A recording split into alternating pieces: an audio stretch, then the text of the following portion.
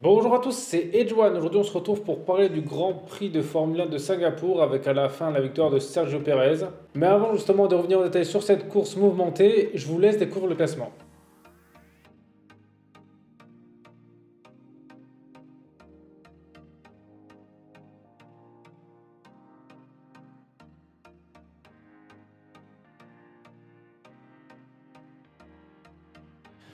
Donc comme je le disais, ce fut la victoire de Sergio Pérez. Alors en soi, pour lui, la course était quand même assez simple dans la mesure où, à part une petite intimidation de Leclerc en fin de course, honnêtement, il n'a rien eu, aucun danger, rien eu à faire, pas besoin de se défendre. Donc il a gagné sa course au départ parce qu'il a fait un meilleur départ que Charles Leclerc. Et puis c'est vrai que sur le circulaire, au final, si on fait un meilleur départ, eh ben, c'est bon, c'est déjà presque plié parce qu'en soi, la ligne droite est tellement courte qu'au premier virage, on est direct bien placé. Surtout, il est placé parce que direct à l'intérieur du virage. Donc il était déjà très bien parti justement pour s'imposer. Parce que malheureusement, sur cette course, ce qui a été compliqué, c'est que c'était impossible de doubler. Enfin, c'est possible de doubler à la condition justement que la voiture devant nous soit fasse une erreur, ou soit qu'elle soit beaucoup plus lente que nous. Et c'est pour ça justement que Leclerc avait quasi aucune chance de gagner parce que c'est vrai qu'en fin de course, en fait, il est revenu, il était même à moins d'une seconde pendant plusieurs tours, il l'a suivi assez longtemps. Mais malheureusement, le problème qu'il y avait, c'est qu'il n'y avait qu'une seule trajectoire sèche. Donc ça veut dire que si Leclerc, honnêtement, il serait amusé à se déporter et puis à doubler, eh ben, il aurait été dans une trajectoire humide avec des pneus slick et qu'est-ce qu'il aurait fait? Ça aurait été tout droit. Donc c'était quasi impossible. C'est pour ça que la seule solution, c'était de le doubler où c'était sec, mais à part la ligne droite des stands, il n'y avait pas beaucoup d'endroits. Et le problème de ça, c'est qu'il n'y avait pas assez d'écart de vitesse entre justement la Red Bull et la Ferrari pour que Leclerc puisse justement doubler à ce moment-là. Donc c'est pour ça que Leclerc c'était quasiment impossible qu'il double, même quand il était tout proche, hein. Moi je suis sûr qu'il aurait pu faire une centaine de tours comme ça, il ne l'aurait jamais doublé. Bon après au moment où je fais la vidéo, Perez c'est pas sûr à 100% qu'il ait gagné parce que normalement il était convoqué par la FIA à cause de, je sais pas ce qu'a fait sur la voiture de sécurité, mais il y a quelque chose qui a été lui reproché. Donc normalement ils vont lui afficher que 5 secondes, et vu que l'on a plus que 6, ça devrait le faire, mais admettons si on affiche plus, c'est pas sûr justement qu'il ait gagné. Donc c'est pour ça, normalement il a gagné, mais je mets ça au conditionnel parce qu'on sait jamais ce qui va se passer. Donc ensuite le deuxième c'était Leclerc. Alors en soi, sa course elle est un peu mitigée parce que c'est vrai que c'est déjà bien d'être deuxième, mais bon, ça va encore une pole position qui convertit pas. Il aurait peut-être pu comme tenter sur le Perez parce qu'en soi on a bien vu qu'il y avait peut-être moyen, même si c'est vrai que c'était risqué. Parce qu'on a vu que Verstappen, quand il a tenté de doubler, ça ne l'a pas fait, Hamilton pareil. Mais je pense que Leclerc aurait pu tenter quelque chose pour la simple bonne raison, c'est qu'en soi le championnat c'est quasi plié. Donc pour moi il avait plus grand chose à perdre. Et je pense justement que la Ferrari, ce qu'il cherche, c'est pas le titre, c'est plus des victoires. Donc peut-être pourquoi pas tenter. Là, j'ai trouvé Ferrari justement un peu en manque d'agressivité, même que ce soit pour Sainz.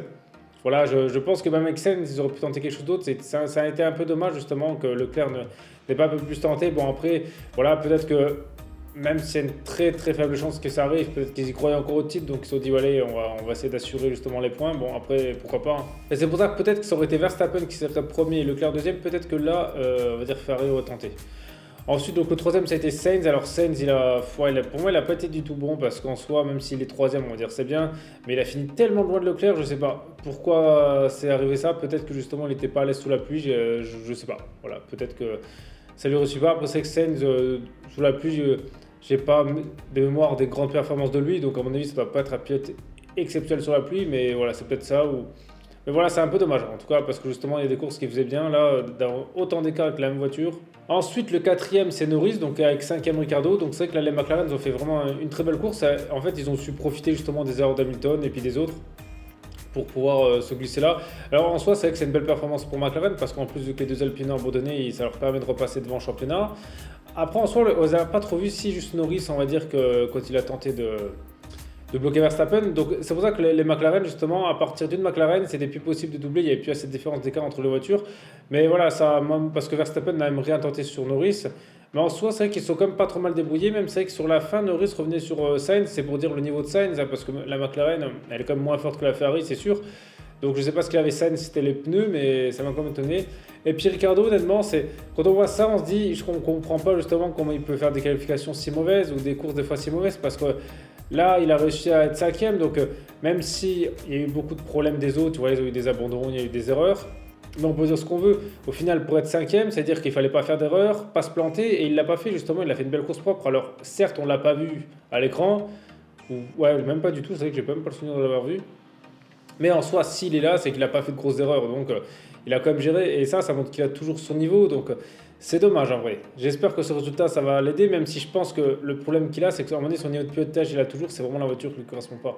Voilà, il y a quelque chose qui va pas, mais c'est pas son talent à un moment donné qui remet en cause. Ensuite, le sixième, c'est Stroll. Alors là, Stroll, bah, c'est la belle surprise. Bah, la belle surprise, c'est qu'en soi, ils ont su profiter justement des heures des autres pilotes, hein. Mais bon, il faut être là, voilà. Donc on peut dire ce qu'on veut, mais il faut être là. Il faut pas faire d'erreur. Et je pense que ça, c'est bien pour eux parce que c'est vrai que les Aston Martin, c'est comme des voitures qui ont, on va dire, c'est vraiment des résultats en très grand entier. C'est-à-dire autant ils arrivent à jouer, on va dire, les points, autant c'est des fois ils sont derniers. Donc là, je pense que quand ils peuvent marquer des points, c'est vraiment ce qu'il faut faire. Parce qu'à mon avis, leur concurrent pour moi cette année, c'est plus As. Donc là, c'est comme une très belle course pour eux. Voilà, en plus, sixième, c'est quand même pas mal, hein. Franchement, Stroll, il n'a pas fait d'erreur. Ben, Stroll, il est comme assez efficace sous la pluie parce que je me rappelle qu'en Brésil, je crois que c'était là-haut, il avait fait une pole position ou une deuxième place, je sais plus, mais je sais qu'il avait vraiment très bien marché quand c'était à l'époque Racing Point ou Force India. Donc Stroll, c'est un pilote qui gère comme la pluie.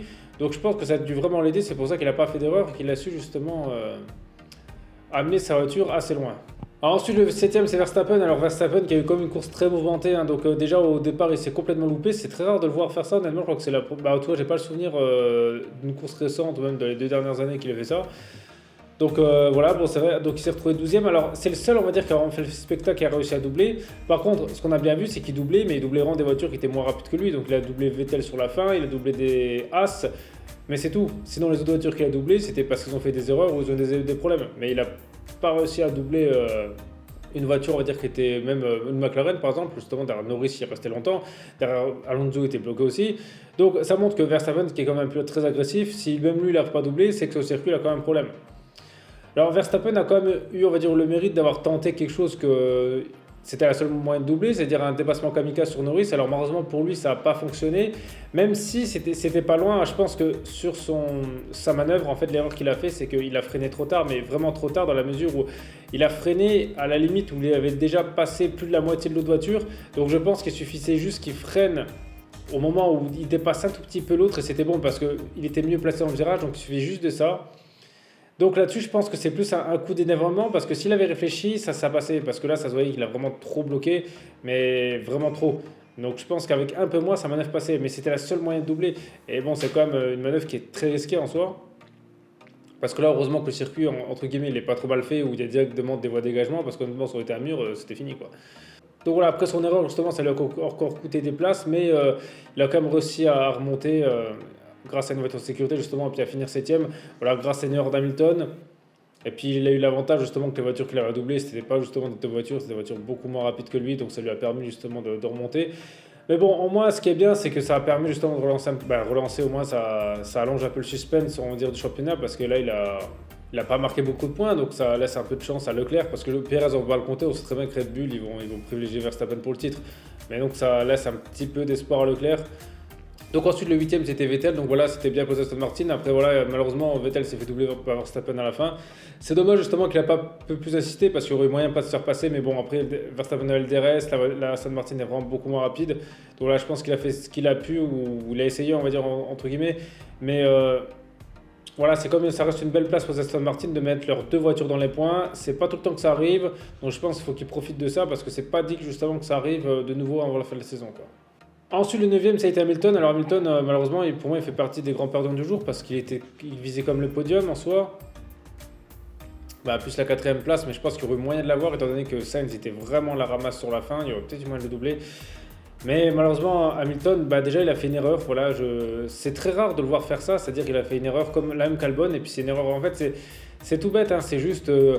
Tu freines trop tard, donc vu que tu freines trop tard, bah, tu freines plus, tu commences déjà à t'inscrire dans le virage parce que sinon après c'est trop tard, et bah, malheureusement quand tu freines trop avec les roues braquées, bah, ça va tout droit.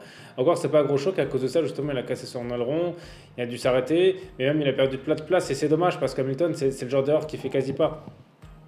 Alors peut-être que justement c'est la fatigue, je sais pas, mais ça a été bizarre cette course d'Hamilton parce qu'il fait ça, bon bah ça arrive, et après il fait une deuxième erreur presque similaire, c'est-à-dire que bah, pas similaire, mais c'est comme une erreur que normalement personne n'a tenté parce que c'était logique qu'il fallait pas le faire. Donc c'est-à-dire il s'est décalé pour doubler Vettel et il s'est décalé dans le mouillé et puis il a freiné là. Donc résultat, il n'y a plus de grip et ça va tout droit aussi.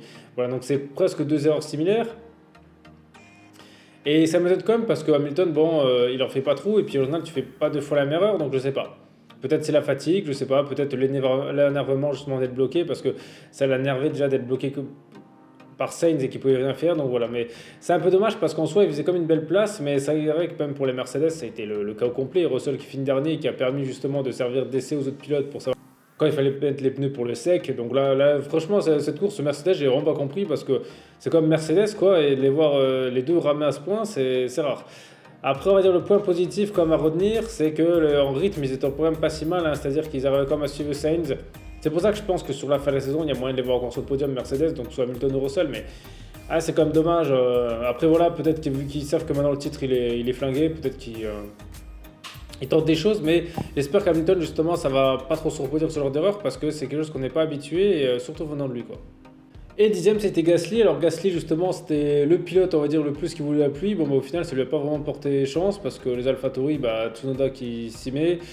Et lui, il a pas vraiment, c'est vrai qu'il a pas vraiment brillé parce qu'en soi, déjà, le problème qu'il a eu, c'est qu'il a laissé passer à chaque fois Verstappen. Et après le reste, ouais, je l'ai pas vu, honnêtement, à part quand il a laissé passer Verstappen, on l'a pas vu à l'écran parce que voilà, il faisait pas grand chose. Donc ça montre qu'à mon avis, il était là parce que les autres abandonnaient ou des problèmes, mais c'est tout. Mais en soi, la course, elle n'était pas exceptionnelle, hein. Donc voilà, alors cette course honnêtement c'est vrai qu'il y a eu beaucoup de rebondissements, bah voilà il y a eu pas mal d'abandons, la pluie qui a été pas mal.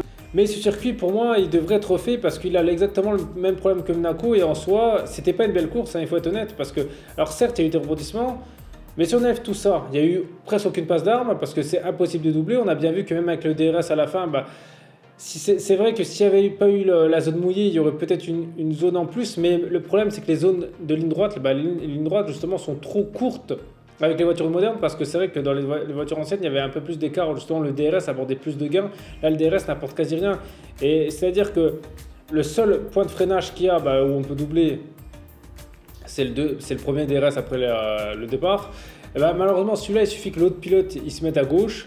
Donc là, c'est plus possible à moins que la voiture soit vraiment beaucoup plus rapide. Mais le problème, c'est que entre une Ferrari et une Red Bull, il n'y aura pas assez d'écart. Ouais, donc voilà, on a bien vu qu'il n'y a plus assez d'écart à partir d'une Red Bull et une McLaren ou une Red Bull et une Alpine. Donc si à partir de là, on ne peut plus doubler, bah, au final, il se passe quoi? Tu restes derrière et puis t'attends. T'attends qu'il y ait des accidents, voilà, des stratégies. Et encore là, niveau stratégie, ça n'a pas trop joué. Donc soit que pendant cette course, alors il pourrait peut-être soit allonger, agrandir les murs parce que c'est vrai que c'est pas comme Monaco, donc je pense que c'est un circuit, il y a peut-être moyen de faire des travaux parce qu'il y a comme des zones de dégagement qu'il n'y a pas trop à Monaco. Il y aura peut-être moyen justement d'aménager certaines choses, mais pour moi, pour les voitures, les fans maintenant, il faut qu'ils soient modifiés, sinon les courses sont ennuyantes parce que c'est vrai qu'on là on entend les commentateurs qui disent ouais c'est vrai que c'est une course qui est toujours voilà il y a toujours du spectacle parce que c'est une voiture de sécurité, mais en soi quand on regarde une course de F1, ok les accidents tout ça ça fait du spectacle, mais ce qu'on veut aussi, c'est des bagarres, voilà, parce que de voir des voitures qui suivent de là derrière l'autre, honnêtement, il n'y aurait pas eu tout ça. Bah, la course, aurait été en nuance complètement, hein. Si on aurait pas eu tous les abandons, si on aurait pas eu toutes les erreurs là, c'était une course qui n'était pas passionnante. En plus, elle est très longue. Je sais pas pourquoi c'est la course qui elle va jamais au bout. Voilà, peut-être que tu pourrais modifier ça aussi. Voilà, je comprends pas justement, peut-être rajouter des lignes droites, la faire comme ça, il garderait le même nombre de tours, mais vu qu'elle serait plus rapide, ça irait au bout. Voilà, je comprends pas trop là, honnêtement cette course parce que c'est vrai que c'est comme pour regarder, voilà, de nuit, des feux d'artifice, ça voit quel budget, mais en termes de spectacle, elle est pas exceptionnelle et c'est vrai quand j'ai vu que là, le premier au final, il pouvait pas être inquiété. Voilà, c'était compliqué, les seuls moyens de doubler, c'est de se jeter. Voilà, se jeter, mais bon, se jeter, ça a comme des risques. Donc c'est pour ça en soi, c'est vrai que c'était une course qui est animée, mais plus par justement, on va dire, les abandons ou les accidents. Mais sinon en soi, il n'y a pas eu grand-chose. Donc heureusement justement que Verstappen il est parti loin et que Russell aussi, justement, ça a permis d'apporter un peu de spectacle. Heureusement qu'il y avait la pluie. Ça aussi, la pluie, je trouve ça un peu dommage. Honnêtement, ça fait encore une course que il faut attendre qu'il limite il pleuve plus, que la piste soit presque sèche. Voilà, qu'ils partent en intermédiaire. Tout c'est honnêtement, je comprends pas déjà donc l'intérêt des pneus pluie. Et puis je pense que honnêtement, ça, il devrait faire avant la course justement un vote. Tous les pilotes, et puis en fonction de la majorité, ils choisissent. Parce qu'en soi, c'est vrai qu'on dit la pluie c'est dangereux, certes c'est dangereux parce que ça glisse, mais vu qu'il pleut, les voitures de toute façon peuvent aller moins vite parce que si de toute façon tu accélères trop, tu fais du surplace. Donc en soi, les accidents pour moi ils seraient moins dangereux, ou en tout cas moins graves en conséquence, vu qu'il y aura moins de vitesse que sur le sec. Donc ça, je comprends pas vraiment. Et puis justement, ça pourrait laisser sa chance à certains, ceux qui se débrouillent mieux, parce que là, s'il pleut vraiment, là, ce sera vraiment beaucoup plus le pilote qui va jouer que la voiture. Donc voilà, après vous justement, dites-moi ce que vous avez pensé de cette course dans les commentaires, hein, voilà, si vous l'avez trouvé passionnante ou pas, et puis si vous avez des choses à rajouter, justement, sur des choses que j'ai pas dit. Et sinon, merci à tous d'avoir regardé cette vidéo, c'était Edjohan, on se retrouve très vite pour une prochaine vidéo.